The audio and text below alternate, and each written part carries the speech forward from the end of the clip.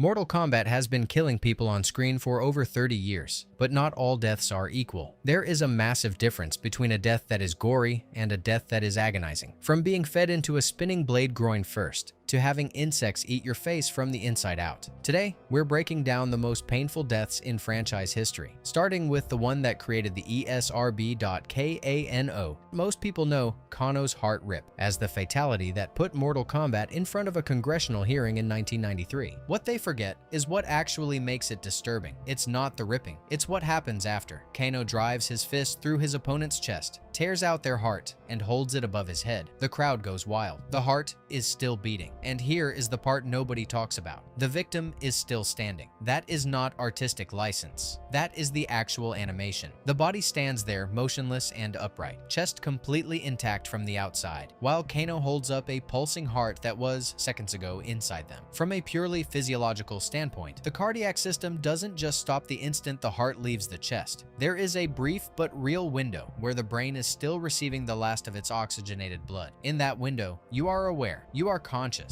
And if Mortal Kombat's logic holds, you are watching your own heartbeat in the hand of the man who just killed you. That is the detail that keeps this fatality on every painful death list 30 years later, not the gore. The moment of realization. The move was directly inspired by the heart extraction ceremony in Indiana Jones and the Temple of Doom. Motion capture actor Richard DeVizio performed the animation, and alongside Sub-Zero's spine rip, it helped trigger the 1993 Senate hearings on video game violence, leading directly to the creation of the ESRB. Two fictional deaths rewrote the entire games industry, but at least Kano's version is quick, unlike what's waiting further down this list. Kung Lao. Most fatalities in Mortal Kombat are designed to shock you. Kung Lao's Razor's Edge is designed to make you feel every second of it. And it works, because it forces the victim to participate in their own death. Here's exactly what happens. Kung Lao kicks his opponent to the ground. He places his razor-edged hat flat on the floor, spinning like a buzzsaw. Then he grabs the victim by the ankles, and he drags them toward it, slowly. They are conscious. They are clawing at the ground. You can see them trying to pull backward, trying to create any kind of resistance against what they know is coming. It does not work. The hat cuts into them from the groin upward, bisecting the body completely as Kung Lao drags them through with zero hesitation. He lifts both halves over his head when it is done. That detail, the clawing, is everything. Prima Games ranked this the second greatest fatality in franchise history, and the reasoning tracks exactly. There is a difference between a death that happens to someone and a death someone watches approaching and cannot stop. The victim in Razor's Edge experiences both at once. They are aware, physically resisting, and losing anyway. The method itself adds another layer. A spinning blade cutting upward from the groin means the first point of contact is also the most nerve-dense region of the human body. Medical literature on saw injuries, which are tragically well documented, consistently ranks them among the highest pain intensity traumas possible, because the rotational motion tears rather than cuts cleanly. Every fraction of a second that bisection progresses, it is getting worse.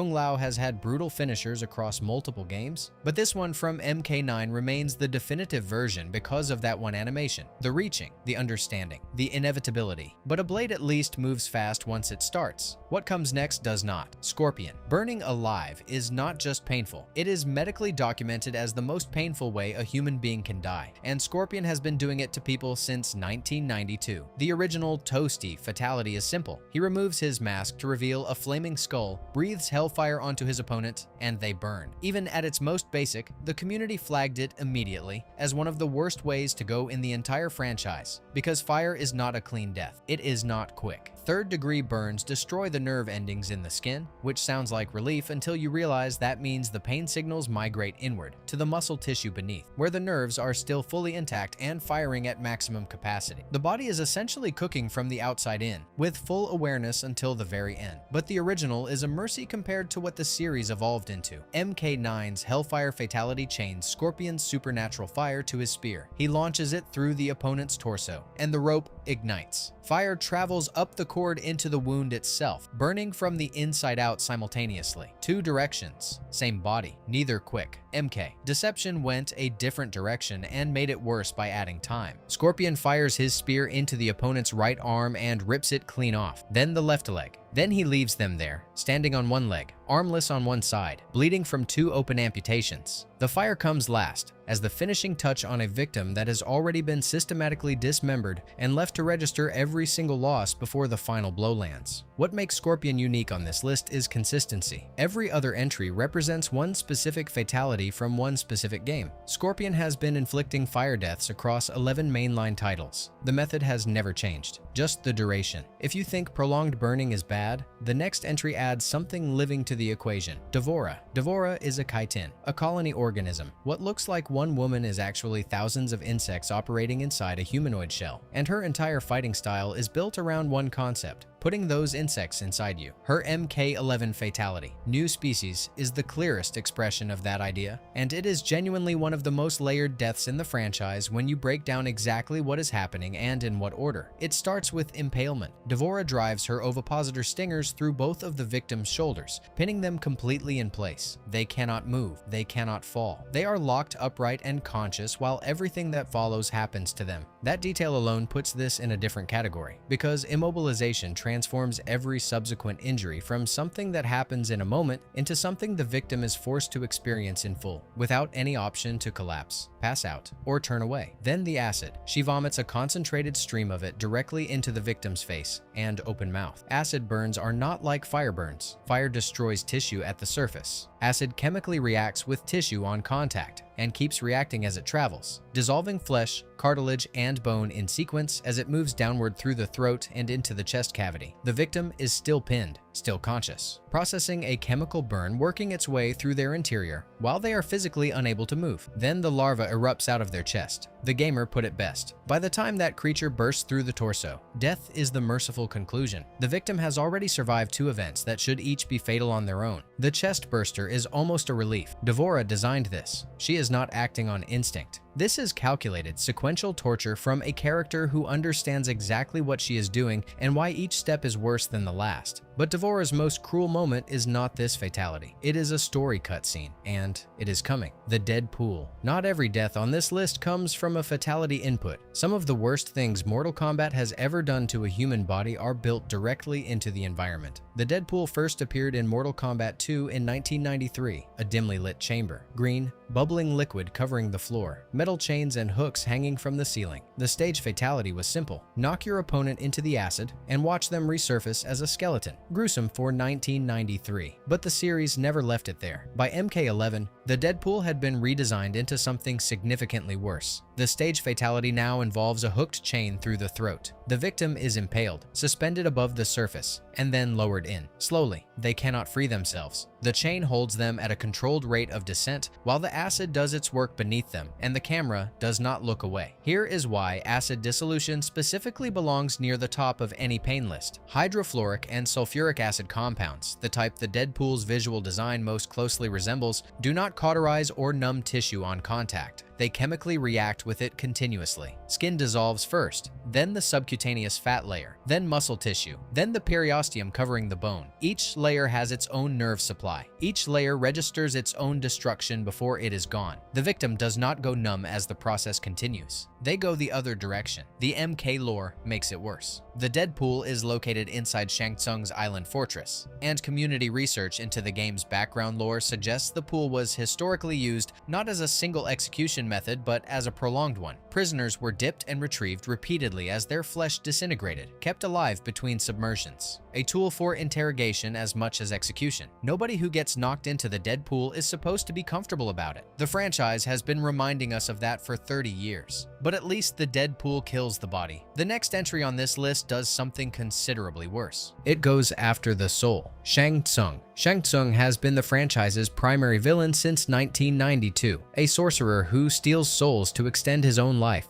and for most of the series, that soul stealing was treated as a background detail, a lore mechanic. Something that happened off-screen. MK11 put it on screen. His fatality, Condemned to the Damned, opens with Shang Tsung raising his hands and summoning magical chains that lock his opponent in place mid-air. Then a portal to the Netherrealm opens beneath them, and the demons come up. What follows is a systematic dismantling of a conscious human being by multiple entities at once. The demons tear open the stomach. They rip through the rib cage. They peel the face. They wrench the skeleton free from the body entirely, pulling it outward while the surrounding tissue resists and tears. The victim screams and thrashes against the chains throughout. There is no clean moment of death. There is just a prolonged sequence of things being removed from a person who is still registering every removal. GameSpot named it among the 10 best fatalities in franchise history, but the gameplay animation is only half of what makes this entry warrant its place on this list. The other half is what happens after. Shang Tsung does not just kill people, he consumes their souls. In Mortal Kombat lore, a soul consumed by Shang Tsung does not pass on to any afterlife. It does not go to the Netherrealm, does not reach Edenia, does not get reincarnated. It is trapped, imprisoned inside him, conscious, present, adding to the collection of thousands of other souls absorbed over centuries, each one aware but powerless, existing in a permanent state of captivity inside a living body that is not their own. The physical death is the short part. The soul imprisonment is indefinite. Every other entry on this list ends at the moment the body stops working. Shang Tsung is the only one where the suffering has no defined endpoint. The body gets torn apart by demons. The soul gets to think about that forever. That is a different category of terrible. Ermac. Ermac is 1,000 souls fused into a single body, wielding telekinetic power so complete he can move anything with his mind. His fighting style is built around using that power to control his opponent's body against their will. His MK11 fatality inner workings is the logical endpoint of that concept, and it is genuinely one of the most disturbing things the franchise has ever committed to animation. Ermac levitates his opponent off the ground using telekinesis. They are suspended, completely immobilized, unable to move any part of their body by their own will. Then he contorts them mid-air. Their spine bends backward past any angle the human skeleton can survive, twisting their body into a shape that is physically impossible, bones cracking audibly as each degree of rotation exceeds the last. The victim does not black out from this. They are still visibly conscious and screaming when the second phase begins. Then Ermac reaches into them psychically and pulls their gastrointestinal tract out through their mouth. Complex ranked this the third greatest fatality in franchise history. GameSpot called it the most shocking act of surreal horror in the franchise. The detail that earns both descriptions is the same one. The organs come out whole. Intestines, stomach lining, and soft tissue emerge in one long, unbroken chain, slowly, while the victim hangs suspended and their body offers zero resistance because Ermac is controlling the process completely with his mind. The sound design team created that audio using slime and a plunger, and a ko-oh. That fact somehow makes it worse. But the reason this ranks above simple gore is the helplessness. Every other entry on this list involves some external force acting on the body, a blade, a chemical, a creature. The victim cannot stop those things, but their body at least belongs to them. Ermac removes that entirely. He uses telekinesis to make the victim's own anatomy work against them. Their organs do not get torn out. They get guided out deliberately by someone else's concentration. That is total bodily violation. No resistance possible. No control retained. If Ermac represents the worst thing that can happen to your organs, the next entry is the worst thing that can happen to your skin. Shiva. Shiva is a Shokan, 4 arms, 7 feet tall, roughly the physical dimensions of a small car. Her entire design communicates one thing. She does not need weapons because she is the weapon. And her two most significant fatalities across the franchise are proof that sometimes the most painful thing imaginable requires zero tools at all. The MK3 skin rip is the older of the two, and conceptually, it might be the most horrifying entry on this entire list. Shiva grabs fistfuls of the victim's skin with all 4 hands simultaneously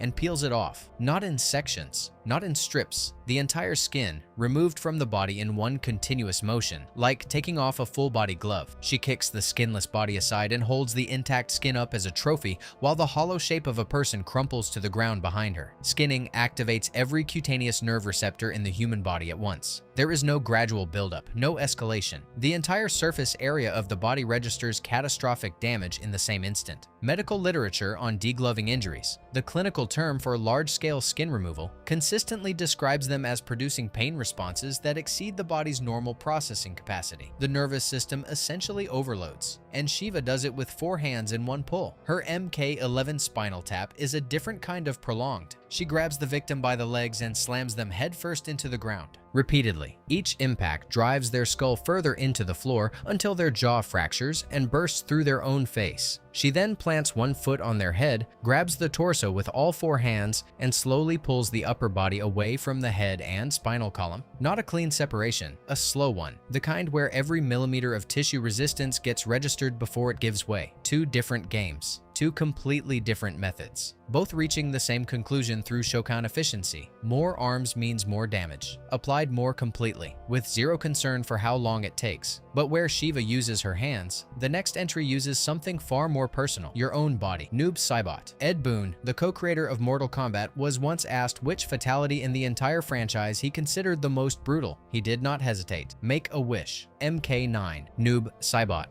And when you break down exactly what is happening in that animation, the answer makes complete sense. Noob summons his shadow clone, the dark mirror image that fights alongside him throughout the match. Each specter grabs one of the opponent's legs, and they pull in opposite directions. That part most people know. What they miss is the pacing. This fatality does not rush. It stops. Noob and his clone hold the tension for a moment. The opponent suspended horizontally between two opposing forces, and that pause is deliberate. It is the game showing you that the victim is conscious, that they understand what is about to happen, that there is a brief, horrible window between the pulling starting and the splitting beginning where the person being torn apart is fully aware of both facts simultaneously. Then it starts from the groin upward. The bisection travels slowly through the abdomen, through the chest cavity, organs dropping out in sequence as the separation progresses, before the final split at the shoulders completes it. Noob holds both halves overhead when it is done. The crowd, in the background of the Netherrealm arena, reacts accordingly. The gamer identified the specific element that puts this above every other bisection fatality in the franchise: the pauses. The deliberate interruptions in the pulling motion mean the victim gets multiple beats of conscious processing as their body is separated. It is not one overwhelming event that overloads the nervous system instantly. It is a sequence of escalating events with thinking time built in between them. That is what makes Ed Boon's answer make sense. The franchise has dozens of fatalities that are bloodier, several that are more anatomically thorough, but zero that are more intentionally drawn out from the most sensitive starting point on the human body upward, with a creator who understood exactly what he was building when he signed off on it. This is the gold standard for MK suffering, the benchmark everything else gets measured against. But there is still one death on this list that does not involve a single weapon, a single creature, or a single external force of any kind. Just a kiss. And it is worse than all of this. Mileena. Mileena is not killed by a fatality. She is not killed in a match. She is executed. And that distinction is what puts this above almost everything else on this list. By the time MKX reaches Chapter 6, Mileena has been waging a full rebellion against Kotal Khan, fighting to reclaim the Outworld throne she considers rightfully hers. She has Shinnok's amulet, she has an army, she has survived wars, betrayals, and the kinds of odds that kill lesser fighters. She loses anyway. D'Vorah and Cassie Cage infiltrate her camp in the Kwatan jungle, defeat her in combat, and drag her before Kotal Khan for sentencing. He sentences her to death. He grants D'Vorah the honor of carrying it out. What happens next is one of the most disturbing canonical kills in franchise history, and it is disturbing specifically because of what it means for Mileena as a character. D'Vorah presses her mouth to Mileena's in what the camera frames as a kiss, and then she feeds her. Hundreds of parasitic flesh-eating insects forced directly into Mileena's mouth and throat, burrowing immediately into the tissue they land on. They work from the inside out, consuming the face layer by layer, muscle, cartilage. The signature Tarkatan features Mileena was defined by her entire existence, her fanged mouth, the thing that made her who she was, destroyed from within as she stands there helpless and captive, unable to resist because she has already lost. The irony is total. Mileena is one of the franchise's most iconic devourers. Her playstyle across every appearance is built around consuming her opponents, biting, swallowing, feeding. D'Vorah reverses the entire thing and uses it against her. The character defined by her appetite dies being eaten. The fan response was enormous and immediate. D'Vorah became the most hated character in MK history within days of MKX's release. Not because of gameplay, but specifically because of this scene. The backlash was sustained for years, generating the hashtag #WeWantMileena campaign that ran until Mileena was added as DLC in MK11